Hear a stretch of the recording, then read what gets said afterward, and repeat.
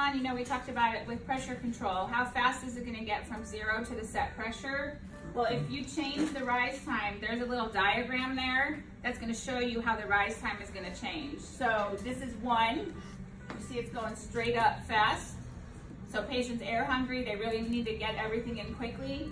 But here's 3, how it's going slower in to get to that set pressure. And 5 would be even longer. 5 would be too long. So that's an adjustment for patient comfort, and it's really important on a Bipap machine.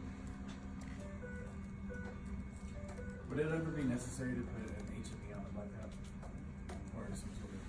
I've never seen an HME on the Bipap. You wouldn't need to worry about it? No. It's not long term. It's, no, but we can put, the thing with the heaters, a lot of hospitals don't use heaters, and it actually irritates me because Bipaps are way more comfortable if they're humidified. It's a proven fact. So here's the problem. Is if you use, like a lot of the heaters that the hospitals have are automatically set to 37 degrees Celsius, and you can't change them. You can't use that heater on a Bipap because we're not bypassing the patient's we're not bypassing the patient's airway. So if you have 37 degrees on, you get so much rain out in the tubing, it's ridiculous, and it's just not practical.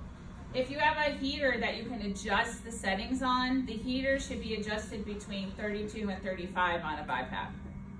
Because we are not, so that way it adds humidity but not too much, because the patient's still gonna have their normal humidity, but we're adding dry air onto that. So if you can use a Bipap heater, excuse me, it's just the same heater we use on a vent, except it was to sit right here. If you can adjust the temperature like you can on the ones we have, you can use a heater on here and just set it to 32 to 35. They also make heaters that don't even let you set the settings on them. They're just a dial. And if a hospital has one of those, it's more like a Passover heater, and you can use one of those too. I wish the hospitals would get heaters for these because they're not pretty without heaters.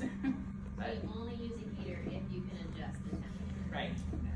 Or it has no temperature setting, like it's not like a Passover type one, where it's just passing over the water.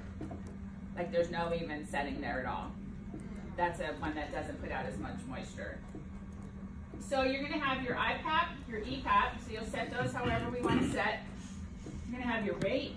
That's the backup rate. It's almost standard to do 12, unless the doctor wants something different, but that's pretty standard. Your FiO2, your I time is gonna be for your backup rate, so you're gonna set that, you know, your 0.9 to 1, the rise time like we talked about. Then there's an option on here called ramp. Ramp is a setting that will allow the settings on the Bipap to gradually ramp up over time. So you put the mask on the patient and he's just having a fit that the pressure's too high. Well, he needs that pressure. So if you put the ramp on, you can do a certain amount of time, 10, 15, 20, up to 45 minutes. 45 minutes is too long, but 15, 20 minutes, what it will do, let's say your patient's on 10/5, it will start at 5/5, then go up to 6/5, then 7/5, then 8/5. It keep going until it gets up to 10/5 at the end of whatever time period you said. So that gradual ramp up usually gives patients enough time to get used to it, so you're not just slamming that much at them. Like fall asleep if they need it? Yeah, fall asleep, or if they're just not happy with that much pressure, maybe they've never used it before. Most patients that have had it before are just gonna say, give it to me. They'll even ask you for it. Where's the Bipap? Because they know how much it helps them. Anybody had a patient ask for it yet? Yeah, a couple of you. Give me the Bipap. Otherwise, if they're new to it, sometimes that will help with the adjustments. To the pads? So there, and the other nice thing about this one, this is the V60, this is the new one. We also have an old one over there called the Vision. This one is battery powered, so it can go on transports. The Vision cannot be transported. It doesn't have battery. It's the old fashioned. I think there's still a handful of them. Who used to see that big brown box? Over there? No, in the hospital. Anybody? No? You're seeing all these now? Oh, okay. You'll see the old one. It's very similar, it just doesn't look quite as fancy. And then if you take it off the patient, it's gonna know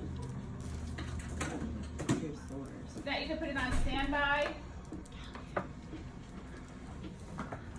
push the word standby and you take it off, the patient is gonna automatically go into standby.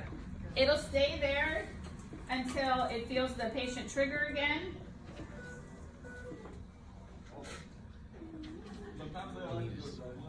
Or you can just restart it, one of the two. It's hard to trigger it from my leg. Any questions on that?